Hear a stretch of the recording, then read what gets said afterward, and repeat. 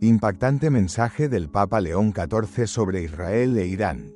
Oh, hijos míos, en este día en que el sol se oculta tras el humo de ciudades en llamas y el cielo retiembla con la furia de los misiles, mi corazón no puede permanecer en silencio. No me dirijo a ustedes como juez ni como simple observador. Hablo como un padre que ve a sus hijos, una vez más, alzando sus manos los unos contra los otros. Israel e Irán, dos pueblos de profunda historia, cuyas tierras aún resguardan el eco de los profetas y el aliento divino, se han transformado, dolorosamente, en un campo de batalla. Ayer, la sombra de los aviones sembró la destrucción sobre instalaciones militares, arsenales nucleares y cuarteles. Hoy, la respuesta no se ha hecho esperar. Cientos de misiles desgarran el silencio de la noche en Haifa, en Tel Aviv y en Teherán. El firmamento ya no se adorna con estrellas, sino con la triste ceniza de la contienda. He contemplado las imágenes que hoy conmueven al mundo entero. Un niño rescatado de entre los escombros, aferrando una Biblia entre sus pequeñas manos, un padre, desplomado sobre los restos de su hogar, sosteniendo el cuerpo inerte de su hija, como si el amor pudiera insuflarle vida nuevamente, una mujer, petrificada ante el horror, con la mirada perdida en el vacío, mientras sus labios murmuran plegarias que jamás han llegado a los oídos de los ángeles. En estos instantes de profundo sufrimiento, ya no cabe preguntarse quién inició esta tragedia, porque el dolor no conoce frontera y la muerte no exige pasaporte. Mientras elevaba mis oraciones esta noche, las palabras no fluían, solo brotaban gemidos desde lo más profundo de mi ser, y entonces comprendí que esos lamentos no eran solo míos, eran el eco del Espíritu de Dios, intercediendo por nosotros con gemidos que trascienden el lenguaje, tal como está escrito en Romanos, capítulo 8, versículo 26. Porque lo que acontece en esta tierra no es meramente un conflicto político, es una resonancia del grito de Caín, que una vez más cuestiona, ¿acaso soy yo el guardián de mi hermano?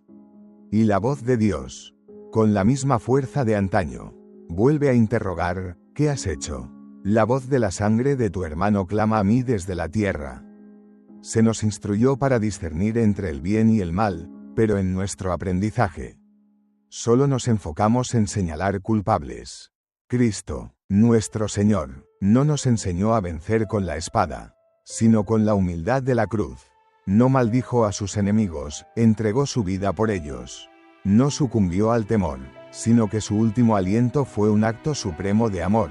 Hoy, nos encontramos nuevamente al pie del Calvario, pero esta vez no es un único Mesías quien pende de la cruz, son pueblos enteros los que están siendo crucificados por el odio ciego, por el deseo insaciable de venganza. Me dirijo a todos aquellos que empuñan armas. Ustedes no son meras máquinas de guerra, son hijos e hijas. Tienen madres que velan sus noches en angustia. Tienen ojos en los que aún puede resplandecer la luz de la esperanza. No solo el sombrío humo de la destrucción. No teman abrazar la vida. No teman soltar sus armas. Cristo mismo le dijo a Pedro en Mateo, capítulo 26, versículo 52, vuelve tu espada a su lugar. Porque todos los que a espada matan, a espada morirán. No era una amenaza, sino un lamento por la senda de violencia. Dios no los creó para la muerte, sino para que regresen a su abrazo de amor. Madres del mundo, su poder trasciende el de los ejércitos más poderosos. Una sola lágrima derramada por su dolor puede conmover los cielos, una plegaria sincera puede detener la furia de los truenos. No oculten su llanto, Dios no desprecia las lágrimas. Las recoge como perlas preciosas. Porque una lágrima de madre es el clamor más puro de la vida misma.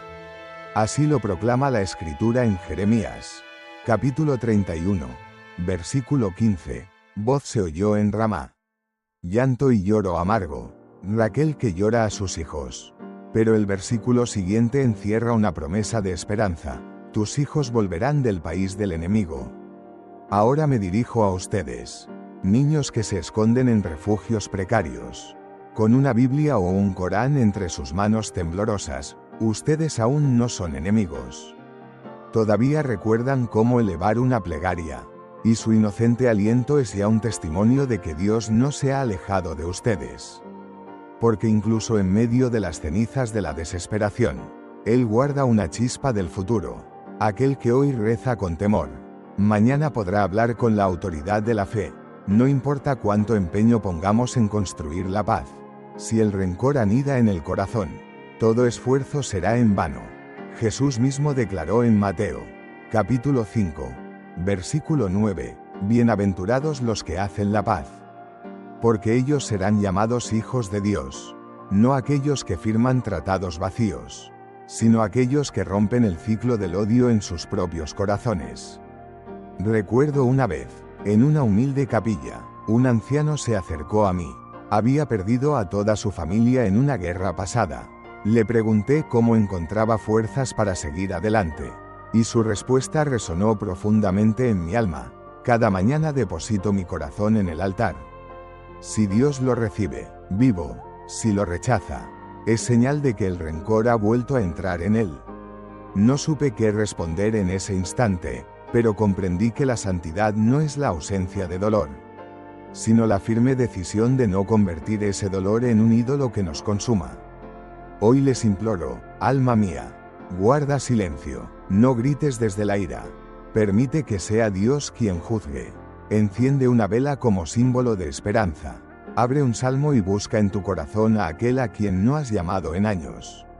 Hazlo, no porque sea fácil, sino porque amar no es una mera reacción emocional, sino una elección consciente y constante. Israel, recuerda cómo la mano de Dios te liberó de la esclavitud en Egipto. Irán, rememora cómo a través de ti, el rey Ciro devolvió la libertad a Jerusalén. Ustedes no son solo adversarios, son depositarios de memorias divinas.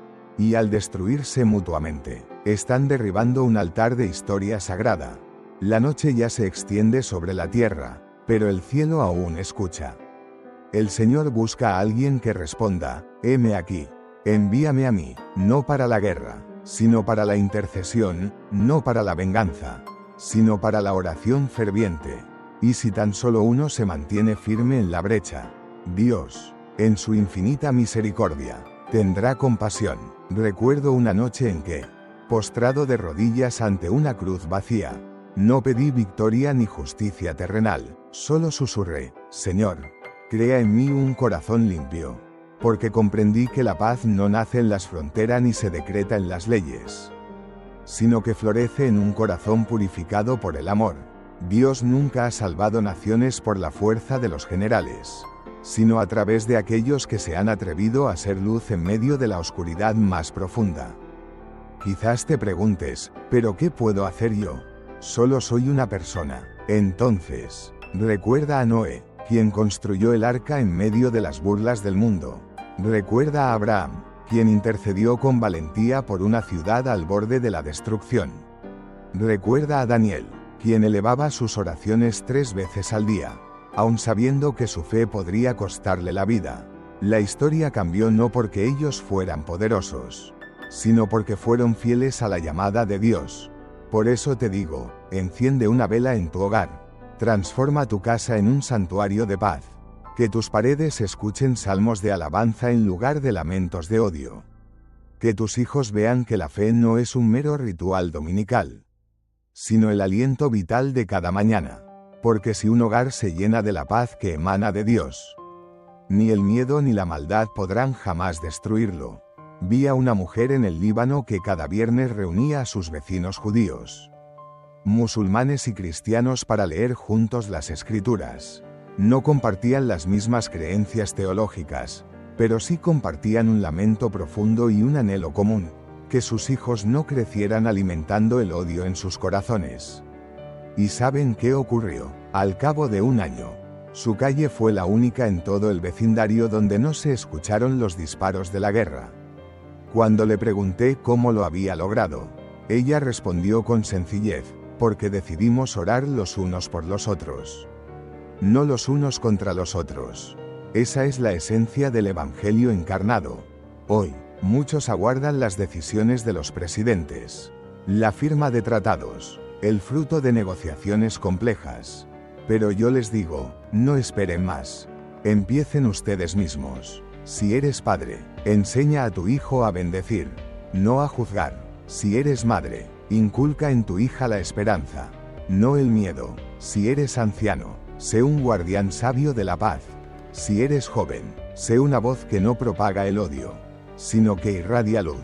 La paz no llega como una tormenta violenta, llega como un susurro suave, como el aliento divino que mora donde el Espíritu de Dios encuentra morada. El profeta Elías buscó a Dios en el fuego consumidor, en el terremoto estremecedor, en el viento impetuoso, pero Dios se manifestó en un silbo apacible. Así también ahora, Dios no camina entre tanques de guerra, sino que se acerca a través de las grietas de nuestros corazones. No habla a aquellos que gritan con más fuerza, sino a aquellos que saben guardar silencio y escuchar su voz interior. Escucho el pensamiento de alguno: ¿cómo perdonar cuando han asesinado a nuestros seres queridos? No respondo a esta pregunta con ligereza, pero recuerdo a una mujer de Nazaret que perdió a su hijo en un acto de violencia. Un mes después, visitó el cementerio, no la tumba de su hijo, sino la de un soldado enemigo que había caído el mismo día. Se detuvo allí y oró en silencio. Me acerqué a ella, y con una serenidad sorprendente, me dijo: si no perdono, mi hijo morirá 2 veces, en cuerpo y en mi corazón. Estas palabras no necesitan mayor explicación, solo claman por ser imitadas. Cuando Dios creó a Adán, no le entregó armas ni ideologías, le dio aliento de vida. Y cuando Cristo resucitó de entre los muertos, lo primero que pronunció fue: paz a vosotros. No una doctrina compleja, no una acusación punzante, sino paz, porque la paz es lo primero que se pierde cuando uno se aleja de Dios, y lo primero que regresa cuando uno vuelve a su abrazo. No importa cuánto hablemos de reconciliación, si la oración no brota del corazón, nuestras palabras serán vacías. Por eso los exhorto: inicien sus noches no con noticias alarmantes, sino con la palabra de Dios, no con maldiciones airadas, sino con bendiciones llenas de amor, no con sospechas paralizantes, sino con el bálsamo del perdón. Que el silencio reine en sus hogares, no por temor, sino por la presencia del Santo. Una vez, un joven que huía de la guerra me confió: lo perdí todo, casa, trabajo, amigos, pero no perdí la fe, porque cada mañana leía el Salmo 91, y mientras lo hacía, la esperanza revivía en mí. Y es verdad, quien sostiene la palabra de Dios en sus manos empuña una espada espiritual, no para herir, sino para cortar las cadenas del miedo que nos ciegan. Hoy no me dirijo a los líderes políticos ni a los comandantes militares. Me dirijo a ti, que lees estas palabras o las escuchas en medio del estruendo de las sirenas o en la calma de tu hogar. No eres pequeño. No eres insignificante. Tú eres aquel a quien Dios puede usar. No para destruir, sino para edificar. No permitas que la maldad penetre en tu corazón a través de una pantalla. No dejes que la ira moldee tu oración. No reces para que Dios aniquile a tus enemigos, ora para que el amor resucite en sus corazones. Porque si el amor revive, el mal siempre será derrotado. Una mañana entré al templo. Todo estaba sumido en un profundo silencio. No se escuchaba canto alguno. Las velas estaban apagadas, y la campana permanecía muda. Sin embargo, en ese silencio palpable, escuché un grito, no humano, sino celestial, porque Dios no solo habla con la fuerza de los truenos, también se comunica en las pausas significativas. A veces, su voz se escucha con mayor claridad cuando el hombre, finalmente, guarda silencio, y comprendí: si la voz de la iglesia hoy resuena como la de la multitud agitada, dejarán de escucharla, pero si se eleva como la voz de una esposa que clama por el amor de su esposo, el mundo volverá a reconocerla. En medio de esta guerra cruenta, mientras Israel e Irán se infligen heridas mutuas y el mundo entero contiene la respiración con angustia, la iglesia no debe ser mera comentarista o analista, debe ser una madre que llora, que no divide a sus hijos entre los suyos y los otros. Porque en la cruz, Cristo no preguntó por quién moría, simplemente murió por todos. Y por eso, hoy no es tiempo de argumentos acalorados, sino de compasión profunda. No es tiempo de tomar partido, sino de postrarse de rodillas ante el Señor. Vi a un anciano, un monje de un pequeño monasterio en la montaña. Cuando la guerra comenzó, se negó a abandonar su humilde morada. ¿Y si vienen con armas? ¿Cenia?, le preguntaron con preocupación. Él sonrió con serenidad y respondió: los recibiré con el Evangelio. Tal vez vengan a matar, pero yo estoy llamado a morir con amor. Eso no es debilidad, es la verdadera santidad, porque la iglesia auténtica no se viste con armaduras de acero, sino con las heridas gloriosas de la fe. No construye estrategias de poder terrenal, sino que derrama lágrimas de intercesión. No toma posición en la contienda, sino que ora fervientemente. La iglesia, como el arca de Noé en medio del diluvio, debe ser un lugar donde el dolor se transforma en esperanza, no donde se propaga la venganza, donde hasta el más herido puede decir con valentía: quiero perdonar, donde incluso el corazón más endurecido escucha la voz suave que aún le recuerda: eres hijo amado. Recuerden la parábola del hijo pródigo. Se marchó, traicionó, derrochó su herencia, pero al regresar arrepentido, el padre no cerró la puerta, no exigió explicaciones, salió corriendo a su encuentro, lo abrazó con ternura, lo vistió con ropas nuevas y celebró su regreso con alegría, porque la lógica del cielo no se rige por las leyes del mundo. La tierra busca culpables, el cielo busca almas perdidas que puedan ser salvadas. Un día oré entre las ruinas de un templo destruido. Observé cómo personas que lo habían perdido todo llevaban flores a aquel lugar desolado. Un niño pequeño depositó allí un juguete y dijo con inocencia: esto es para Jesús, para que no esté triste aquí. Sus palabras sencillas atravesaron mi corazón. Ese niño había comprendido algo que muchos adultos hemos olvidado. Cristo no huye de las ruinas, permanece en ellas. No da la espalda al polvo de la desesperación, desciende a él para levantar una nueva vida. La iglesia no está hecha de piedras inertes, está hecha de carne viva.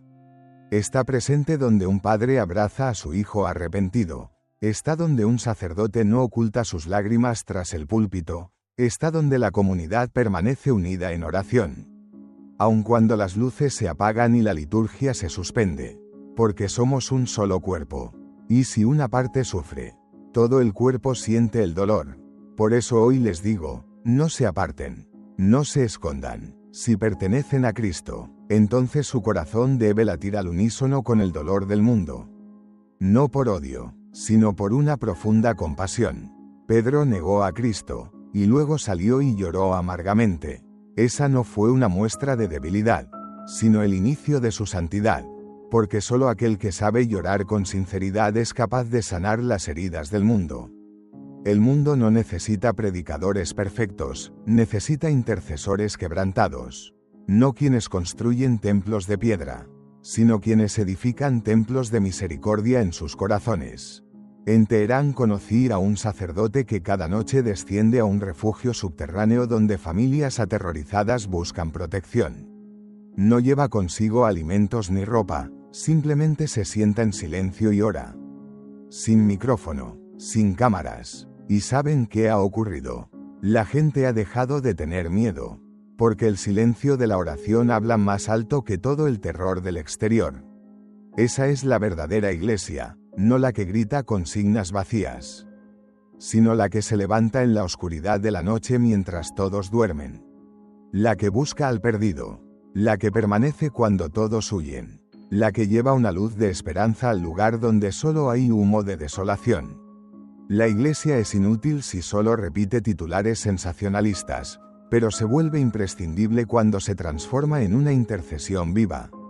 Cuando Cristo dijo: ustedes son la luz del mundo, no lo proclamó en una conferencia multitudinaria, sino en la cima de una montaña, en medio de gente sencilla. Y esa luz no reside en ideas brillantes, sino en actos concretos, en la oración ferviente por el enemigo, en la limosna ofrecida en secreto, en una palabra de consuelo dirigida a quien nos ha rechazado. porque eso es lo que la oscuridad jamás podrá vencer. Hoy pido a todos, sacerdotes, religiosas, creyentes y no creyentes, no se callen. No permitan que su voz se apague. No dejen que el mal los acostumbre a la indiferencia. Tomen las sagradas escrituras. Párense en la puerta de sus hogares y declaren con firmeza: aquí vivirá la paz, aquí no reinará el miedo, sino la fe, aquí no habrá odio, sino gracia, porque un hogar donde se eleva la oración es un muro inexpugnable que la oscuridad jamás podrá derribar. Recuerdo un sueño vívido en el que veía la tierra cubierta de cicatrices, como el rostro de alguien que ha sobrevivido a 100 batallas. Pero a través de esas grietas, una luz tenue comenzaba a brotar, y una voz suave me decía: no sanes demasiado rápido si aún no te has arrepentido. No tapes la herida si todavía hay veneno en ella. Entonces comprendí que Dios no solo anhela detener la guerra, anhela transformar los corazones. El verdadero milagro no es el misil que no llegó a explotar, sino el corazón que decidió perdonar. Hoy vivimos en un mundo donde el resentimiento se ha vuelto una costumbre arraigada, donde la venganza se disfraza de justicia y la ira contenida se disfraza de dignidad. Pero el Evangelio nos dice algo muy diferente. Cristo, crucificado sin culpa alguna, no solo guardó silencio ante sus agresores, sino que elevó una plegaria de perdón: Padre, perdónalos, porque no saben lo que hacen.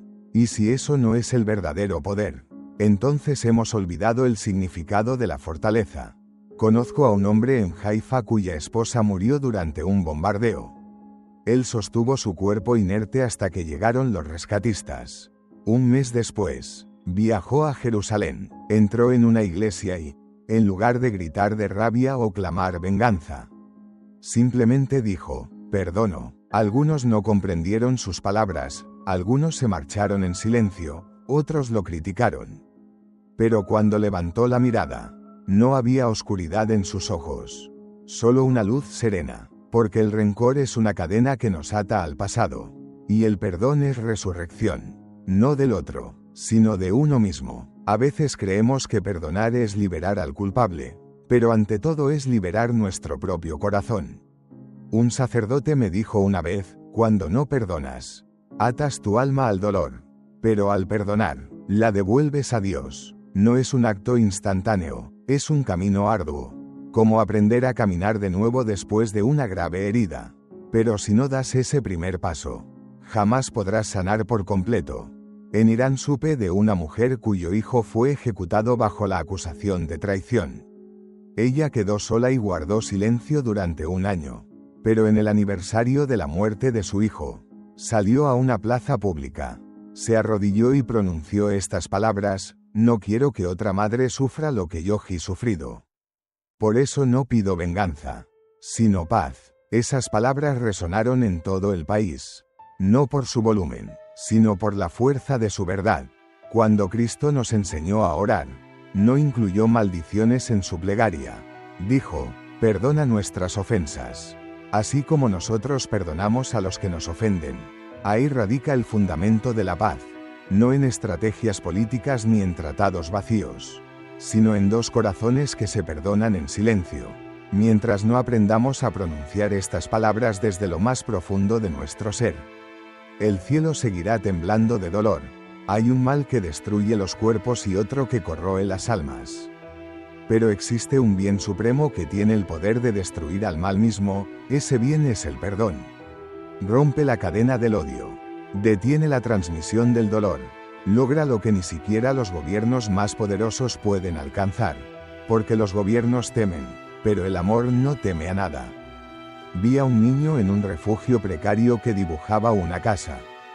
Dentro de ella, dibujó ángeles. Le pregunté quiénes eran, y él respondió con sencillez: son los que rezan por sus enemigos. No supe qué decir, porque si los niños todavía dibujan ángeles, entonces no todo está perdido. Aún existe un cielo que los ojos puros pueden contemplar. La paz no comienza con un acuerdo formal, comienza con el arrepentimiento sincero, con ese instante sagrado en que una persona deja de mirar hacia afuera y dirige su mirada hacia su interior. diciendo, Señor, límpiame, porque aquel que está limpio de corazón ya no vive a la defensiva, vive desde la generosidad del don. Y ese don es el camino hacia el reino de Dios. Una mujer de Nazaret me contó que, tras una explosión devastadora, sus vecinos de otra fe y otra cultura acudieron en su ayuda para reconstruir su casa. Antes apenas se saludaban, ahora cargaban ladrillos juntos. Rezaban unos en voz alta, otros en silencio. Al final, me dijo conmovida, las paredes de mi casa se levantaron sobre el fundamento del perdón. Por eso son más fuertes que antes.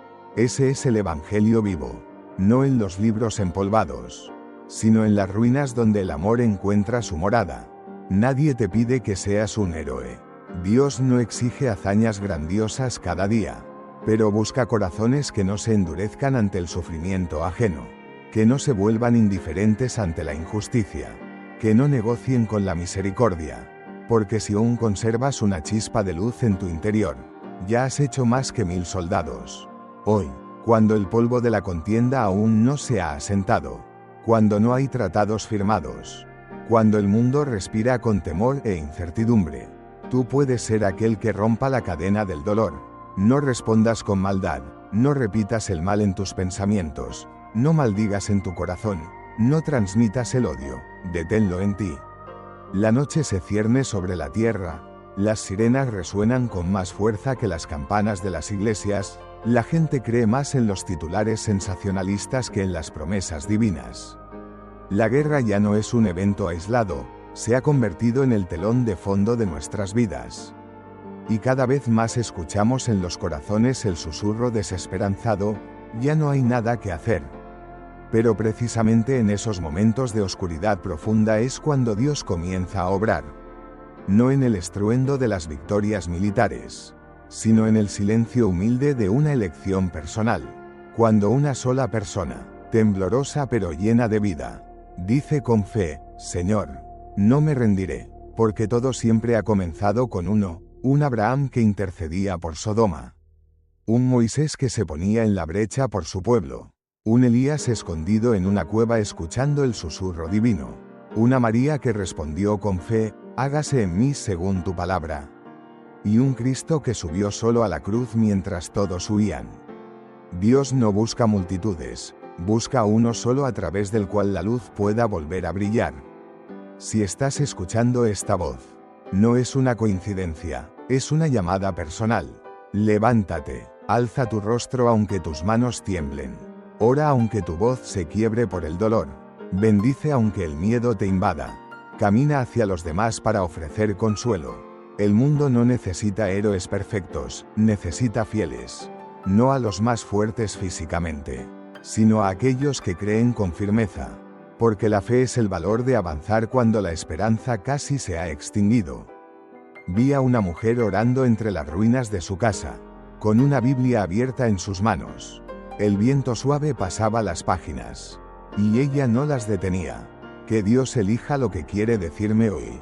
Susurró con humildad. En la página desordenada estaban estas palabras: Yo soy el Señor tu Dios, que te sostiene de tu mano derecha y te dice, no temas. Yo te ayudo. Isaías, capítulo 41, versículo 13. Ella lloraba, pero ya no de desesperación. Lloraba porque Dios le había hablado directamente a su corazón. No eres insignificante, no llegaste tarde, no estás solo. Si todavía tienes aliento, aún tienes un propósito divino. El mundo no te exige todo, solo una cosa: no alimentes la oscuridad. No transmitas el miedo, no sigas pasando el mal de mano en mano, deténlo en ti. Ama donde otros desprecian, ora donde otros maldicen, tiende la mano donde todos la retiran. Y no comenzarás una nueva batalla, comenzarás un nuevo pacto de paz. Si 10 justos podían salvar a Sodoma, ¿cuántos harán falta para salvar nuestro tiempo?